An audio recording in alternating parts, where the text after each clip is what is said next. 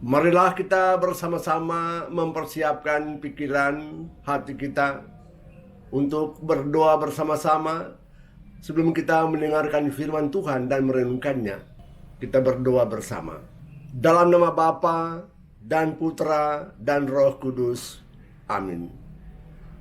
Bapa dalam surga, kami masuk lagi pada masa Advent. Satu masa di mana kami diajak bersama-sama untuk mempersiapkan batin kami menyongsong kedatangan Putramu Yesus Kristus, Juru Selamat kami.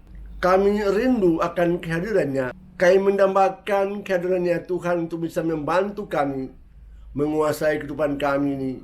Tersemua supaya kami juga terhindar segala macam hal yang menghancur kami. Tersemua kesatuan kami dengan Dikau ya Allah. Bantulah kami untuk merenungkan firman-Mu ini, kami menghayatinya dan menghidupkannya dalam kehidupan kami sebagai orang-orang kepercayaan-Mu. Kerana dengan demikian kami semakin dekat dengan Dikau dalam jalan kebenaran, menuju keselamatan kami ya Tuhan. Terpujilah Engkau sepanjang segala masa. Amin. Dalam nama Bapa dan Putra dan Roh Kudus. Amin.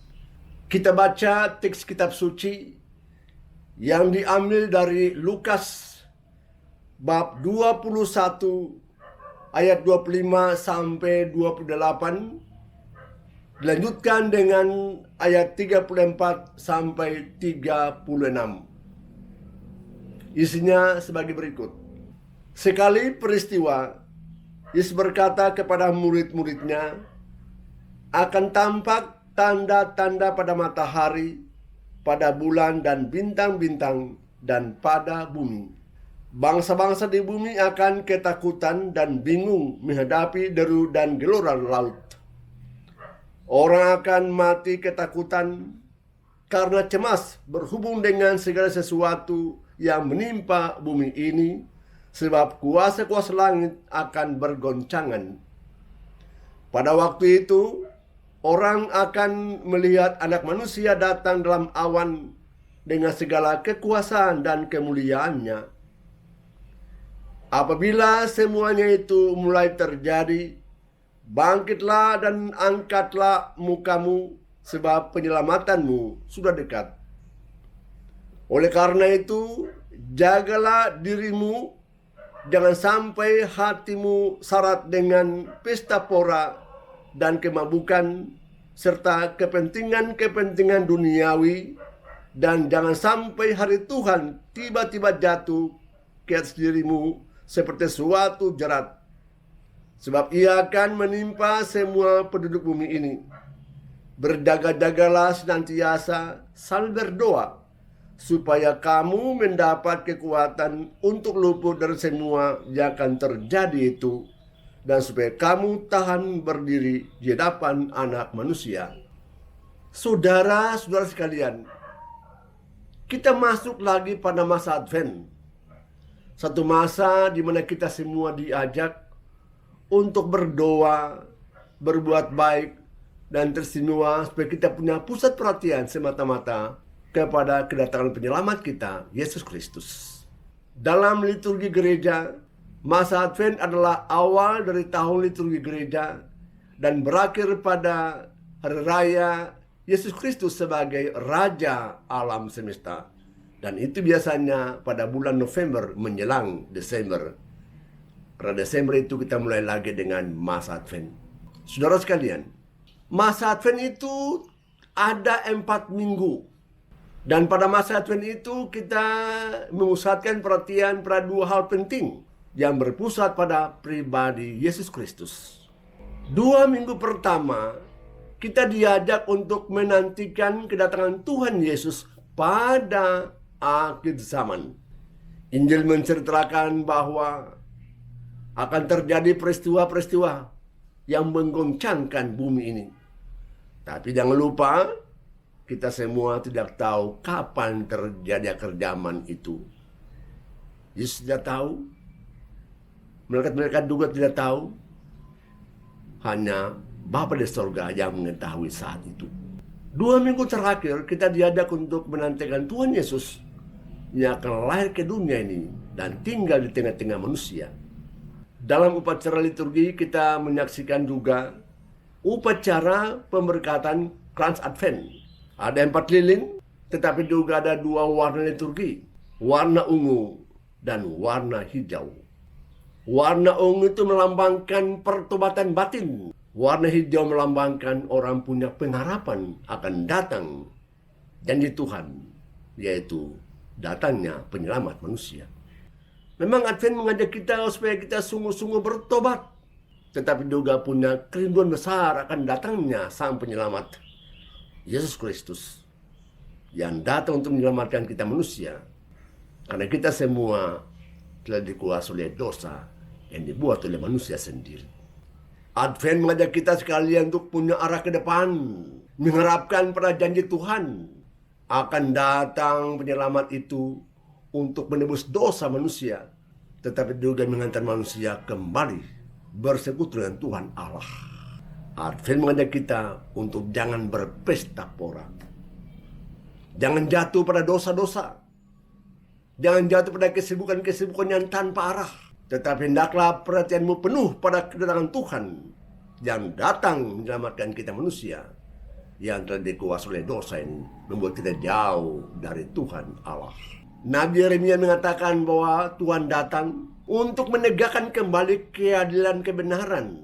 Tuhan datang menegakkan keadilan oleh karena apa? Hak-haknya itu telah dirampas oleh manusia, sang penindas itu. Sesamanya tidak tahu bahwa orang lain telah hancur, berantakan, menderita karena perbuatan dia yang menindas temannya sendiri, yang menindas samnya sendiri. Ya, dosa telah menutup mata, pikiran hati manusia sehingga manusia tidak tahu lagi bahwa orang lain juga sudah hilanglah kebahagiaannya, hilanglah sukacitanya karena perbuatannya yang egois dan sombong itu. Tuhan datang menegakkan kembali keadilan bagi manusia agar mereka hidup dalam keadilan. Tetapi juga Tuhan datang untuk menegakkan kebenaran.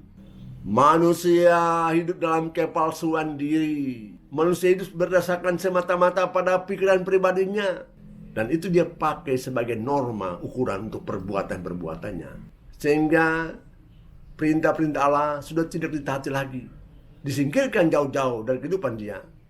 Dan dia cuma hidup berdasarkan pikiran pribadi, kesombongan diri dia. Saudara sekalian, banyak yang menderita karena perbuatan-perbuatan egoisme itu. Yang salah dijadikan benar, yang benar dijadikan salah.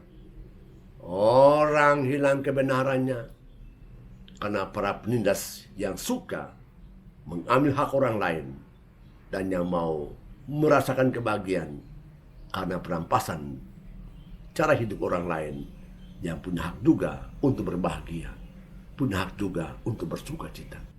Paulus mengatakan bahwa penyelamat itu datang ke dunia ini untuk kembali menanamkan kasih pada hati manusia. Mereka saling mengasihi, tetapi juga kasihilah semua orang. Sesamamu itu adalah orang-orang yang Tuhan titipkan kepada engkau, supaya kau juga bantu dia bertumbuh, berjalan dalam kebenaran, dalam ketenangan dan kebahagiaan. Tugas kita ialah kita saling membahagiakan, saling memperhatikan, saling berbagi perasaan, saling berbagi sukacita dengan cara berikan yang terbaik untuk kepentingan dia tanpa mesti mencaplok hak-hak dia. Kita jatuh dalam dosa. Dan karena itu Injil mengatakan bahwa Tuhan akan datang. Pada akhir zaman, Tuhan datang untuk kembali mengadili manusia. Yang hidup baik, mendengarkan perintah-perintah Tuhan dan melaksanakannya, orang-orang itu akan diberkati Tuhan. Mereka akan berbahagia karena ada di dalam tangan Tuhan. Tetapi yang sibuk dengan kejahatannya, yang berbahagia dengan kejahatannya, ada waktunya untuk engkau. Kau sudah jatuh dalam dosa, oleh karena itu kau masuk neraka yang adalah kepunyaan iblis. Maka dari itu pada masa ini kita mestinya bertobat. Singkirkanlah jauh-jauh tindakan busuk yang menghancurkan pribadi orang lain, yang menghancurkan keluarga lain, yang telah merampas hak-hak orang lain. Tetapi teristimewa, jangan hanya hidup dalam pesta pora, dalam hidup duniawi, tanpa ingat lagi akan Tuhan Allah yang senantiasa datang memberkati engkau, membuat engkau bahagia, dan hidup dalam kenyamanan, kesentosan. Advent mengajak kita untuk bertobat. Lepaskanlah segala hal yang menghambat pertumbuhan dirimu sebagai anak Allah. Tinggalkanlah egoismemu, tinggalkanlah kesombonganmu. Berpalinglah kepada Tuhan Allah, bertobatlah, dan lakukanlah perbuatan baik yang benar-benar menyenangkan orang lain, tetapi juga berkenan di hati Allah. Oleh karena itu yang kita mesti perhatikan ialah, pertama, pada masa Advent ini, teristimewa pada minggu pertama ini, perhatian kita terarah kepada Yesus yang akan datang pada akhir zaman itu. Kita semua akan diadili. Yang berbuat baik sesuai dengan perintah Tuhan akan selamat. Sorga milik mereka itu. Tetapi yang sibuk dengan perbuatan jahatnya, bahkan bersukacita karena perbuatan jahatnya, Anda sudah tahu, tempatmu bukan sorga, tapi tempatmu ialah neraka. Karena Anda suka bergaul dan berteman dengan iblis. Padahal berapa kali saya katakan bahwa hati-hati kepada godaan iblis itu. Kelihatannya menarik, tapi iblis tidak pernah datang membuat kita berbahagia. Kelihatannya menarik karena membahagiakan, tetapi Anda sudah tahu konsekuensi perbuatanmu. Anda milik dia, Anda akan masuk ke neraka yang jauh dari Allah.